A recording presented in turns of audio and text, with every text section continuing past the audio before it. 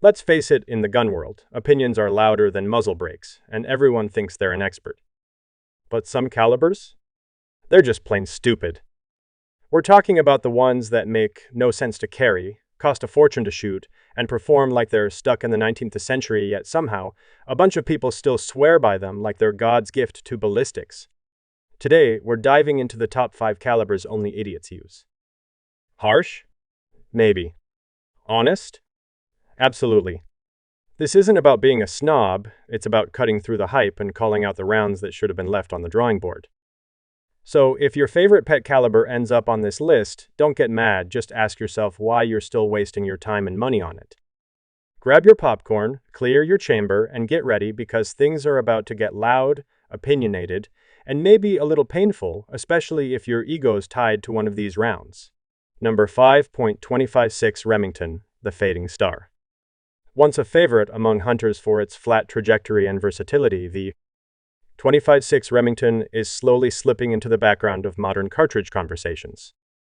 Developed by necking down the classic 36 Springfield to accept a 257 caliber bullet, the 25.6 found its sweet spot in long-range varminting and medium game hunting. It delivered blazing speeds, light recoil, and deadly accuracy on coyotes, deer, and antelope. For decades, it was the go-to-round for those who wanted reach and punch without jumping up to magnum recoil. But today, the spotlight has shifted. The rise of newer cartridges like the 6.5 Creedmoor, 243 Winchester, and even the 6 Emma Creedmoor has pushed the 25.6 into near-forgotten territory. Factory ammo is less common, and many modern rifles aren't even chambered for it anymore. It's not that the round lost its edge, it's just that today's shooters want more efficient ballistics, better barrel life, and easier ammo access. For reloaders and die-hard fans, the 25.6 still offers exceptional performance. But in the evolving world of precision and hunting rifles, it's no longer the star it once was. It remains respected, just no longer in the limelight. Number 4.32 Winchester Special, the Forgotten Middle Child. The 32 Winchester Special is the textbook definition of a forgotten middle child in the world of lever-action cartridges. Introduced in 1901, it was designed to sit neatly between the popular 30-30 Winchester and the more powerful 35 Remington.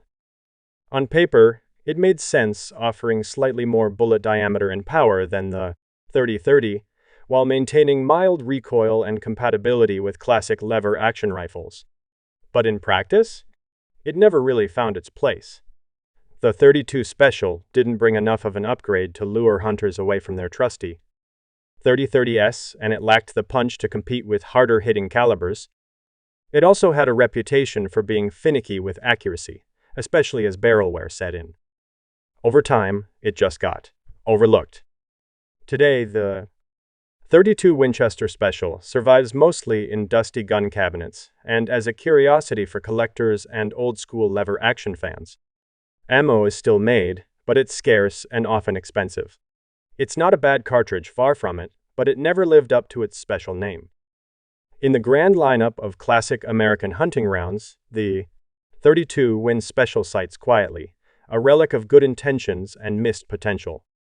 Number 37 M8 Remington, the caliber that tries too hard.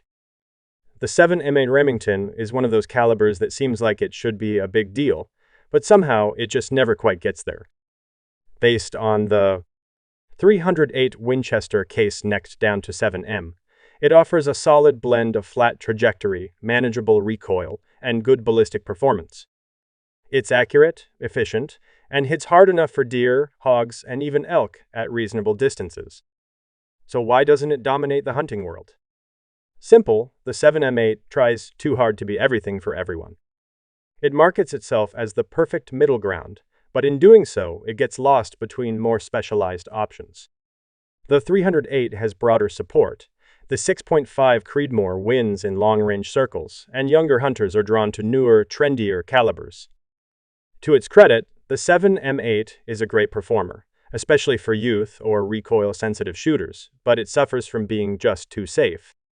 Not bold enough to stand out, not common enough to be mainstream, and not exotic enough to be cool. It lives in cartridge limbo.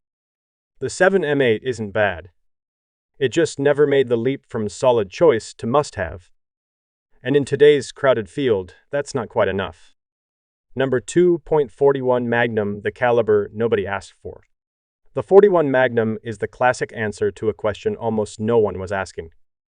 Introduced in the 1960s as a supposed sweet spot between the 357 Magnum and the 44 Magnum, it was pitched as the perfect law enforcement round, offering more stopping power than the 357 without the wrist-snapping recoil of the 44. Sounds great in theory, but in practice? Not so much. Cops didn't bite. They stuck with the 357 or went full 44 when they needed the extra punch. And hunters? Most were already well served by the 44 Magnum, which had a head start, better availability, and more factory support. The 41 Magnum just didn't fit anywhere cleanly, too much for some, not enough for others. To this day, the 41 Magnum has a cult following of die-hard fans who swear by its power and accuracy. But let's be honest, it's a niche round. Ammo is hard to find, expensive when you do, and very few new guns are chambered for it. It's not a bad cartridge, it actually performs very well. But in the end, the 41 Magnum remains a middle child Magnum with great potential, minimal demand, and a name that outlived its purpose.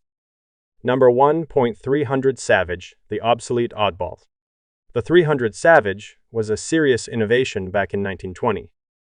Designed to deliver 36 performance in a shorter action, it gave lever-action rifles like the Savage Model 99 a new lease on life. For decades, it was a respected hunting cartridge, fast, accurate, and effective on deer-sized game. But fast forward to today, and the 300 Savage has become the odd man out in a world full of modern magnums and precision cartridges. The problem? It was overtaken by its own descendants. The 308 Winchester, which owes a lot to the 300 Savage's case design, came along in the 1950s and did everything better: flatter trajectory, higher pressure tolerance, broader adoption. Since then, the 300 Savage has been slowly fading into obscurity. Ammo is still made, but in limited runs. Rifles chambered for it are almost exclusively vintage, and hand loading is basically required if you want consistent performance. It's not a bad round by any means. In fact, it's still very capable, but it's become a curiosity rather than a contender. In the end, the 300 Savage is a historical stepping stone, a cartridge that mattered once, but now just quietly collects dust in the shadows of progress.